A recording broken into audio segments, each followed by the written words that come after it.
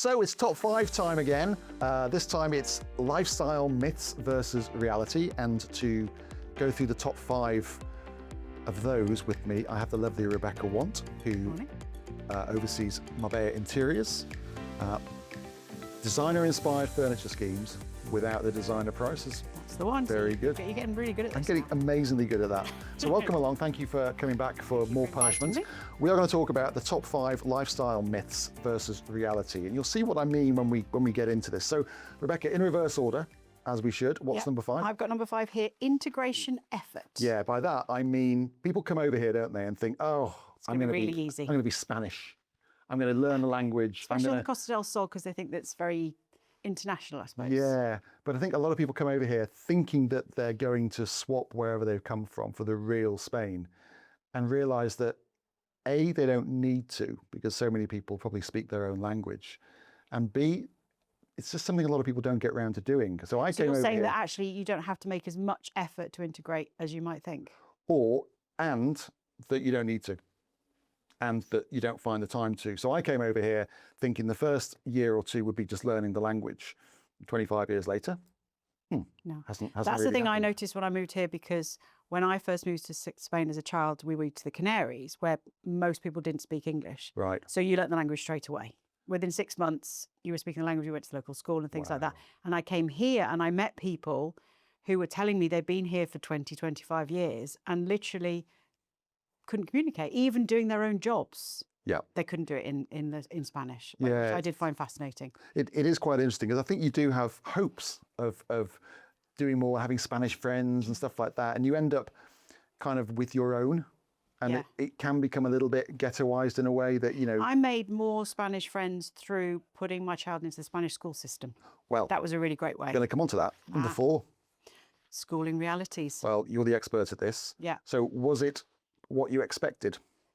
Well, I had been to Spanish school, but I must admit it would be, I mean, I speak Spanish and I had Spanish friends, but the paperwork and the dates and the logistics of putting my child into the Spanish system, I did need a lot of support. I called on a lot of friends. So if you came here not knowing anyone, not knowing the system, it would be overwhelming. And it is very different, isn't it? Say you're coming from the UK. Yeah. And dropping your kid into a Spanish school. Wow. I mean. Well, they start at 3 for us. Yeah, but they have about 15 weeks holiday over summer, don't they? So no wonder they start. Tell me them at about it. 3. I'm trying to sort out logistics of some holidays at the moment. But it is different, isn't it? Yeah. And you've got to just bear that in mind. What's number 3? Number 3, work-life balance reality. Now, by that I mean that I think a lot of people think that they're going to have this luxury lifestyle, that they're going to be eating out every night, drinking every night, hanging out with friends, having barbecues at the weekend, and kind of forget you do actually still have to work quite hard. You've got to, if you're in the position where you've got to earn money, you still got to earn money, and that often requires a lot of hard work. You mentioned about the school being different, and I think the work here is different. Okay, we don't start mainly till later on. But we work till later. Weekends are expected and things like that. I know you often do get that, you live overseas, you have this fabulous life, and it actually requires a lot of work to maintain. It really does. And I think the people that have this idea, I'm just going to move to Spain and open a bar. Yeah. It's a lot harder than you think. Okay, I'll forget that idea. Yeah, don't do that. Number 2. Cost of living assumptions, same sort of thing. Again, people think, oh, it's Spain, it's cheaper. A pint, it's cheaper to buy a pint, but your electricity bill's a lot higher. I remember when I first came over and we still had the peseta, and it was cheaper. It was. It really was cheaper. You're going to have a pizza and it'd be like the equivalent of like £5 or £6 or something. And then all of a sudden they introduced the euro and everything just went up by like 30, 40%, didn't it?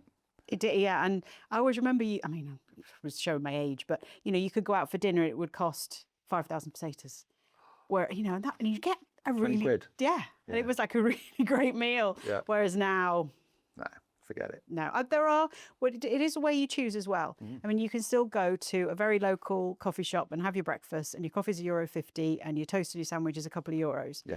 But you could literally go on the other side of the road, and your coffee's €4.50. Well, you could go around to Rebecca's and get it for free. There you go. What about number 1? This is a good one. Go on then. What wins? You're on the wrong page. Oh, you're on the wrong page. The permanent holiday myth. Now, this is particularly when you get guests coming over to stay with you, like relatives, friends, and they come over and they just think, you're on a permanent holiday. Yeah. Because They they just are. assume that you're there to take them out for breakfast and entertain them, and then it gets to the end of the fortnight Can we and go to you're the water park? exhausted and you're Not broke. really, I've got work to do. Yeah, it's just like Yeah. this.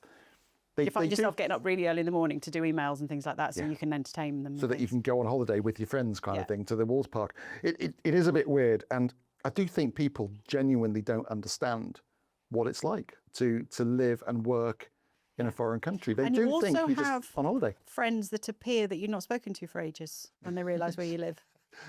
Well, I say to people, look, as soon as because when they're buying a holiday home, they're like, oh, it'd be lovely because Auntie Joan will be able to come and stay, and Cousin Peter and his girlfriend and his 15 kids. And I'm like, I'm listening, and I just have to say it. I just think, don't tell them. Oh, I've had clients, I've had 2 clients who I've been furnishing their properties, and if I've phoned, they've had literally code words because even their children don't know that they're buying it, because they know that because they've done it before, and it's happened twice where it's literally don't mention the war. No.